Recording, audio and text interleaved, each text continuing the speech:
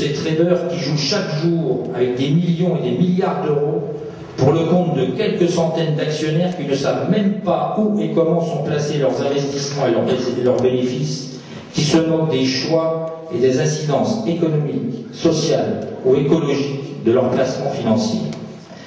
Changer enfin le pouvoir de l'UMP et de son tout-puissant président Sarkozy, un pouvoir sans partage, un accompagnement du système capitaliste et libéral qui broie les individus, qui détricote à marche forcée tout ce qui fait le lien entre les hommes, les services publics, les transports, la poste, la santé, notre école publique laïque, nos retraites, etc.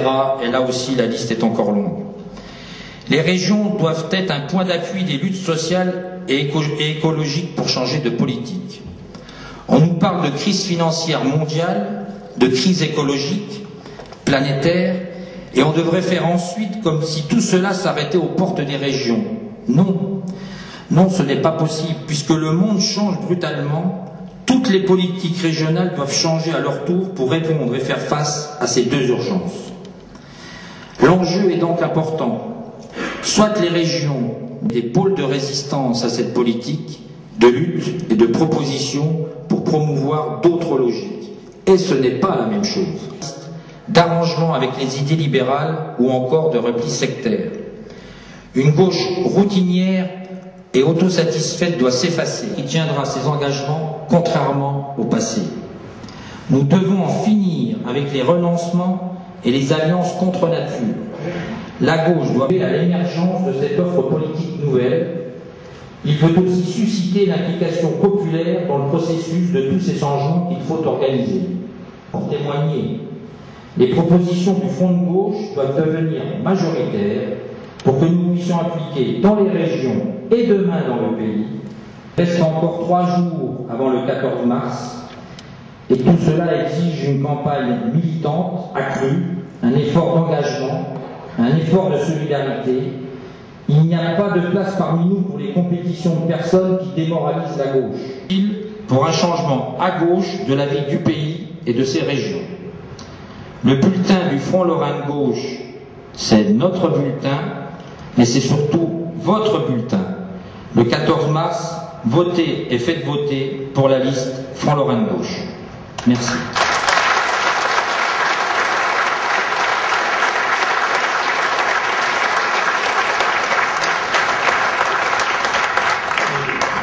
Je résumerai très rapidement ces orientations et l'action qui caractérise le Front de gauche et qui permet de comprendre en quoi il est un des piliers du Front Lorrain de gauche.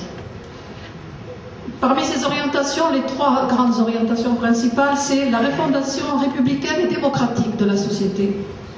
En effet, face à la dépossession du peuple, il affirme le primat de la démocratie et de l'intérêt général.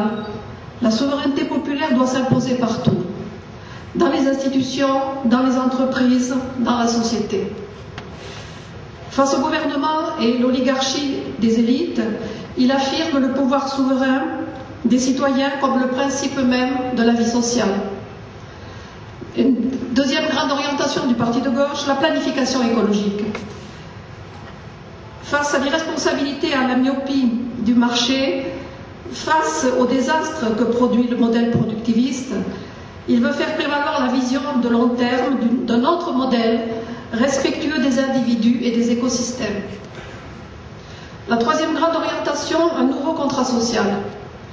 Face à l'exploitation capitaliste, face aux inégalités et aux discriminations qu'elle engendre, fidèle donc à ses orientations, dans son adhésion au Front Lorrain de gauche, offrir un débouché à ces luttes par une alternative politique en ouvrant une autre voie à gauche, la reconstruction de la gauche avec des programmes de rupture, comme le disait tout à l'heure Patrice, avec le modèle libéral productiviste. Son action, c'est reconstruire.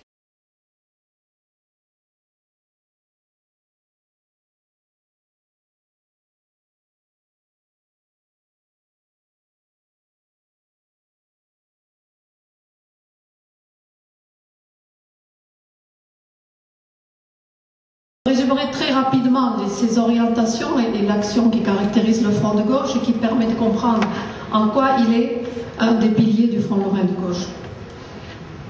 Parmi ces orientations, les trois grandes orientations principales, c'est la refondation républicaine et démocratique de la société. En effet, face à la dépossession du peuple, il affirme le primat de la démocratie et de l'intérêt général. La souveraineté populaire doit s'imposer partout, dans les institutions, dans les entreprises, dans la société. Face au gouvernement et l'oligarchie des élites, il affirme le pouvoir souverain des citoyens comme le principe même de la vie sociale. Une deuxième grande orientation du parti de gauche, la planification écologique. Face à l'irresponsabilité et à la myopie du marché, face au désastre que produit le modèle productiviste, il veut faire prévaloir la vision de long terme d'un autre modèle respectueux des individus et des écosystèmes. La troisième grande orientation, un nouveau contrat social. Face à l'exploitation capitaliste, face aux inégalités et aux discriminations qu'elle engendre,